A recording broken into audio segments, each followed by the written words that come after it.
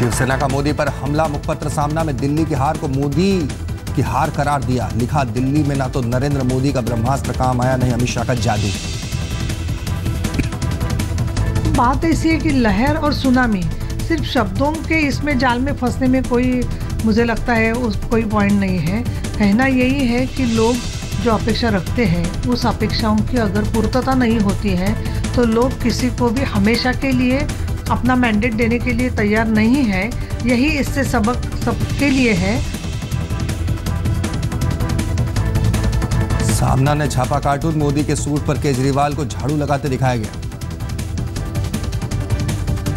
सरकार में शामिल शिवसेना के राज्य मंत्री बीजेपी से नाराज, बीजेपी पर काम न करने देने का आरोप लगाते हुए पद छोड़ने तक की चेतावनी दी समन्वय समिति की बात। शिवसेना की नाराजगी पर एनसीपी की चुटकी, एनसीपी प्रवक्ता ने कहा इस बार एनसीपी नहीं बचाएगी सरकार।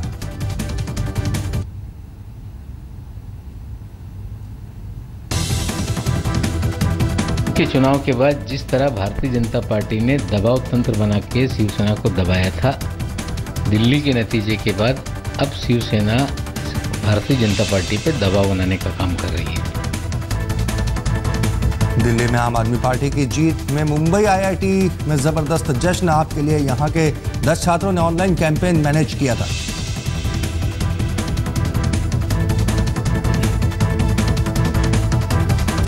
अरविंद केजरीवाल के शपथ ग्रहण का हिस्सा नहीं बनेंगे अन्ना हजारे, केजरीवाल ने खुद भेजा था न्योता।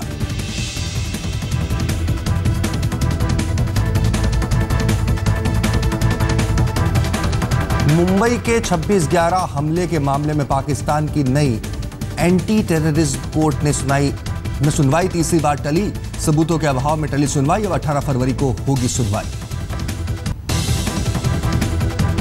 महाराष्ट्र पुलिस एकेडमी के कन्वोकेशन में पहुंचे फडणवीस, नासिक में एकेडमी से पास हुए युवाओं की परेड का हिस्सा बने। उर्दू अखबार अवधनामा की संपादक शिरीन दलवी की याचिका पर बॉम्बे हाईकोर्ट में नहीं हो पाई सुनवाई। आड़े आया समय की कमी का मामला।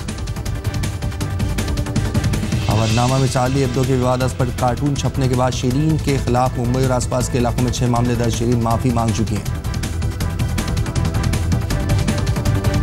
रेप केस में नेवी अफसर गुरुप्रसाद पुजारी की अग्रिम जमानत की सुनवाई अगले 24 फरवरी तक टली। कई बार कोशिश के बाद भी पुलिस नहीं कर पाई है गिरफ्तार। मैट्रिमोनियल साइट के जरिए मुलाकात के बाद नेवी अफसर पर महिला से बलात्कार की कोशिश का आरोप। मुंबई की मरीन ड्राइव पुलिस ने दर्ज की एफआईआर।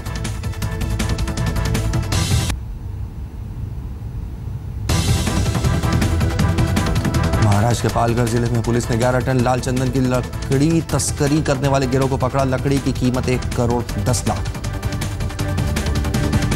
रात के 2 बजे एक तालाबंद कंपनी में छापेमारी के बाद पुलिस के हत्थे चढ़े तस्कर। कंटेनर में माल भरते हुए 3 गिरफ्तार।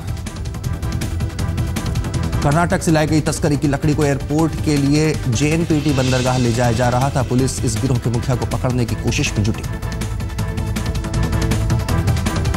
एक्ट्रेस सोनम कपूर के बंगले से 5 लाख के हीरो के हार की चोरी, जुहू में दर्ज कराया मामला।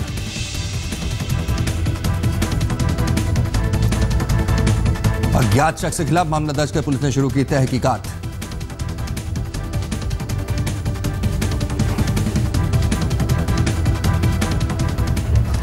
नमस्कार, मैं हूं भुवनेश सेंगर और आप देख रहे हैं मुंबई मेट्रो।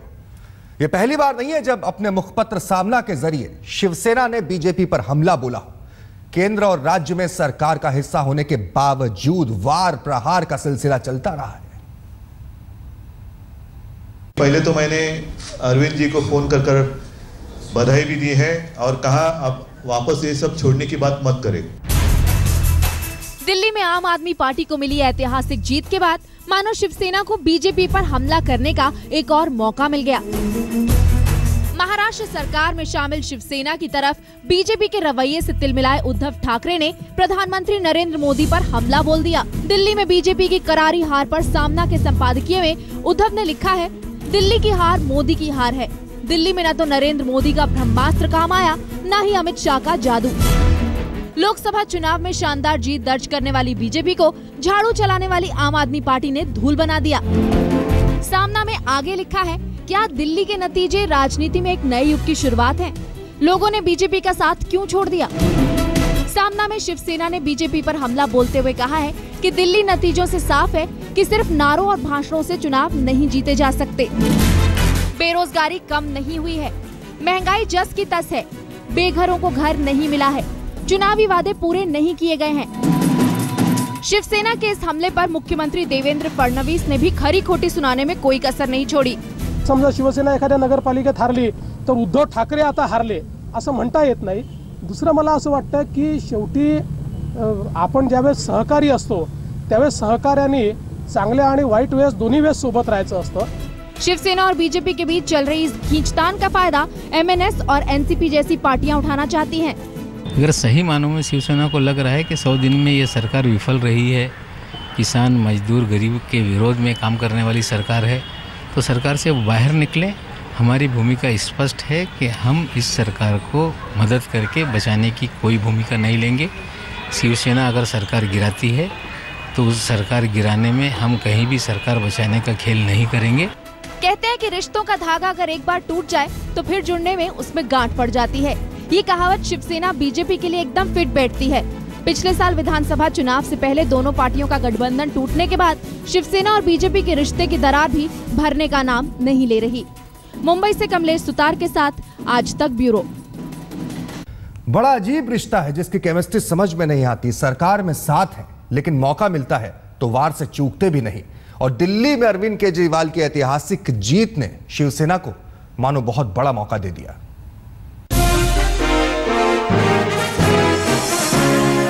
महाराष्ट्र में सरकार बनाने के लिए बीजेपी शिवसेना ने हाथ तो मिला लिया, लेकिन दोनों पार्टियों के बीच की खटास लगातार सामने आती रही। महाराष्ट्र विधानसभा चुनाव से पहले बीजेपी शिवसेना का गठबंधन टूटने के बाद एक दूसरे पर वार करने का ये सिलसिला तब शुरू हुआ जब शिवसेना ने मोदी की टीम की तुलना अफजल खान की सेना से कर डाली। सरकार में शामिल होने पर भी शिवसेना ने अहम मंत्रालय न मिलने पर नाखुशी साफ तौर पर जाहिर की। महाराष्ट्र के पर्यावरण मंत्री रामदास कदम ने पर्यावरण नियमों में बदलाव के केंद्र सरकार के आदेश का खुलकर विरोध किया। नदी नियामक क्षेत्र योजना को रद्द करने के सरकार के फैसले पर शिवसेना को भरोसे में न लेने के लिए पार्टी ने आपत्ति जताई। मरीन ड्राइव पर एलईडी लाइट्स लगाने पर आदित्य ठाकरे ने खुलकर ट्विटर पर बीजेपी के खिलाफ बिगुल बजा दिया।